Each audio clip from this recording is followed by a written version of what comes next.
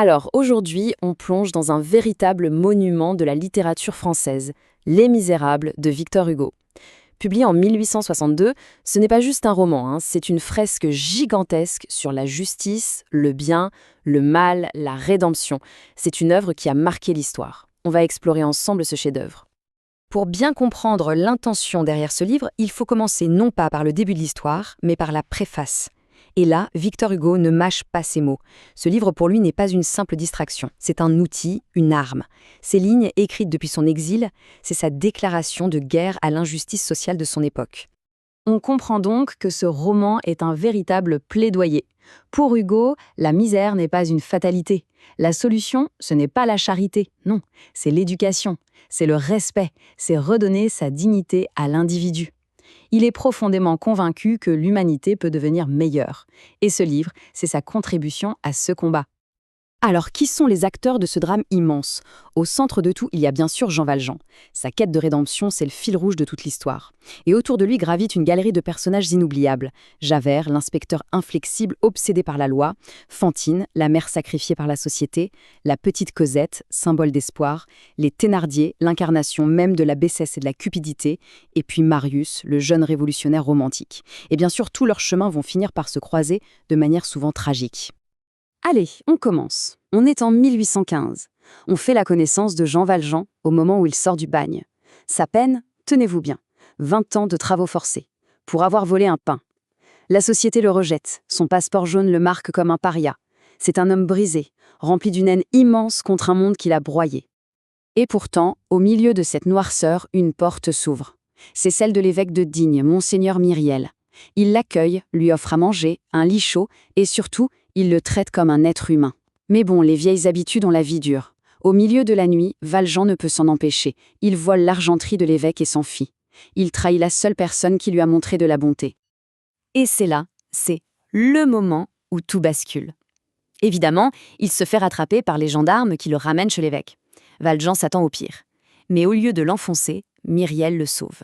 Il affirme lui avoir donné l'argenterie et il lui donne même en plus les 2 chandeliers en argent qui manquaient. Avec ces mots, il ne fait pas que lui sauver la mise, il lui offre une seconde chance. Il rachète son âme. C'est la naissance d'un homme nouveau. On fait un bond de plusieurs années. Jean Valjean le forçat est mort et enterré. Un nouvel homme est né, Monsieur Madeleine. C'est devenu un industriel respecté et même le maire de la ville de Montreuil-sur-Mer. Fidèle à sa promesse, il utilise sa fortune pour faire le bien autour de lui, pour aider les plus démunis. Mais on le sait, le passé n'est jamais très loin. 2 ombres viennent menacer cette nouvelle vie. D'abord, il y a Fantine, une de ces ouvrières qui est renvoyée et qui va sombrer dans la misère la plus totale pour subvenir aux besoins de sa fille, Cosette. Et puis, il y a l'inspecteur Javert. Son regard d'acier ne quitte jamais le maire. Il est persuadé, convaincu, d'avoir déjà vu ce visage quelque part. Et là, c'est le coup de massue. Le piège se referme. Javert vient annoncer au maire qu'on a enfin retrouvé le vrai Jean Valjean. Un pauvre type, un certain Champmathieu, qui lui ressemble. Pour le vrai Valjean, c'est le dilemme de toute une vie. Se taire, laisser un innocent être condamné à sa place et sauver sa propre peau, ou tout révéler et retourner au bagne. Le poids de ce choix est absolument écrasant. D'un côté, il y a Monsieur Madeleine, le bienfaiteur de toute une ville, celui dont tout le monde dépend. De l'autre, il y a sa conscience, la promesse faite à l'évêque et la vie de cet homme innocent. Hugo décrit ça comme une tempête sous un crâne, et c'est exactement ça. Finalement, la conscience l'emporte. Il ne peut pas laisser un autre payer à sa place. Il fait irruption au tribunal, en plein procès, et il révèle qui il est vraiment. Et là, la chute est immédiate, brutale. Javert l'arrête, au chevet même de Fantine, qui attendait désespérément le retour de sa fille. Le choc est trop violent. En voyant son protecteur arrêté, Fantine meurt. Mais juste avant de mourir, Fantine lui a arraché une dernière promesse, une promesse sacrée. Retrouver sa fille, la petite Cosette, et prendre soin d'elle. Cette mission devient la nouvelle, l'unique raison de vivre de Jean Valjean. Commence alors une nouvelle épopée. D'abord, il s'échappe de manière spectaculaire du bagne. Ensuite, il retrouve Cosette, qui est traitée comme une esclave par les monstrueux Thénardier. Il l'arrache littéralement à cet enfer. Il l'achète. Et puis, c'est la fuite vers Paris, avec Javert toujours à leur trousse, jusqu'à ce qu'ils trouvent refuge pendant des années, cachés du monde, derrière les murs d'un couvent. On fait un nouveau bond dans le temps. On est à Paris, en 1832. Cosette est devenue une belle jeune femme. Et bien sûr, elle tombe éperdument amoureuse d'un jeune étudiant idéaliste, Marius Pontmercy. Mais leur histoire d'amour naît sur un volcan, parce que dans les rues de Paris, la révolution gronde. C'est à ce moment-là que toutes les histoires personnelles vont se fracasser contre la grande histoire.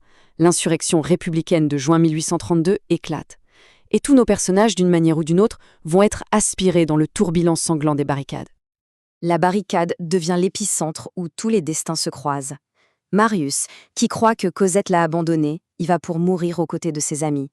Javert, qui était là pour espionner les insurgés, se fait démasquer et capturer.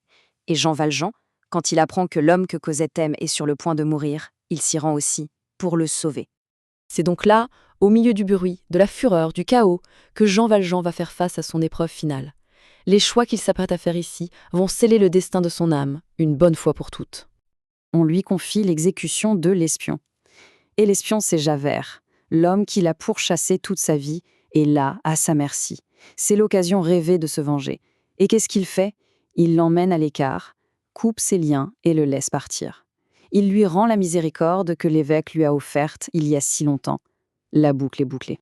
Cet acte de pardon, pour Javert, c'est inconcevable. Ça fait littéralement exploser tout son système de pensée. Pour lui, le monde est simple. Il y a la loi et il y a les criminels. Un criminel reste un criminel. Point. Et voilà que le criminel ultime lui sauve la vie.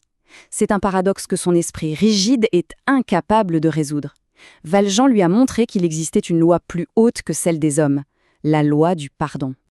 Complètement perdu, incapable de vivre dans ce nouveau monde où ses certitudes se sont effondrées, où le bien et le mal ne sont plus aussi clairs, Javert ne voit qu'une seule issue. Il marche jusqu'à la Seine et se jette dans le vide, emportant avec lui sa vision d'une justice implacable. Mais la nuit n'est pas finie pour Valjean. La barricade tombe, il retrouve Marius, gravement blessé, inconscient. Et dans un ultime acte de sacrifice, il le charge sur ses épaules et entame une traversée cauchemardesque des égouts de Paris. Tout ça pour sauver le bonheur de Cosette, même si ça veut dire la perdre pour toujours. Le temps passe, Marius et Cosette se marient. Pensant bien faire, Valjean avoue son passé de forçat à Marius. Ce dernier, ne connaissant pas toute l'histoire, le rejette et l'écarte de leur vie. Seul, le cœur brisé, Valjean se laisse mourir. Heureusement, la vérité finit par éclater. Marius comprend tout, le sauvetage, les sacrifices. Il se précipite avec Cosette au chevet de Valjean, juste à temps pour ses derniers instants. Il meurt en paix, enfin, entouré de ceux qu'il aime. Et jusqu'à la fin, sur sa table de chevet, brûlent les flammes des 2 chandeliers en argent, le souvenir permanent de cette nuit où une âme a été rachetée. Son voyage est terminé.